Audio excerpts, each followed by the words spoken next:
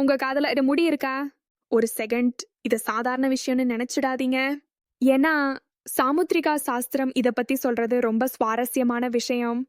சாமுத்ரிகா சாஸ்திரம் அப்படின்னா, மனித உடல் அமைப்புகளை வைத்து அவர்களின் குணம், ஆயுள், அதிர்ஷ்டம் இவையெல்லாம் கணிக்கப்படுது. அதில் காதில் வளரும் முடி ஒரு முக்கியமான அடையாளம்னு சொல்லப்படுது. முதல்ல, நீண்ட ஆயுள். காதில் தெளிவாக முடி இருப்பவர்கள் நீண்ட காலம் ஆரோக்கியமாக வாழ்வார்கள் அப்படின்னு நம்பப்படுகிறது.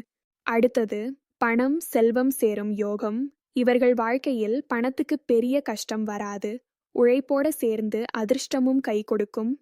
அதுக்கப்புறம், ஆழ்ந்த சிந்தனை. காதில் முடி உள்ளவர்கள் எதையும் மேலோட்டமா பார்க்க மாட்டாங்க. ஆழமா யோசிக்கிற அறிவாளிகளா இருப்பாங்க. சில சாஸ்திரங்கள்ல பூர்வ ஜென்ம புண்ணியத்தின் அடையாளம் என்னும் சொல்லப்படுகிறது. ஆனா, ஒரு முக்கியமான விஷயம், இது எல்லாமே பாரம்பரிய நம்பிக்கைகள் தான்.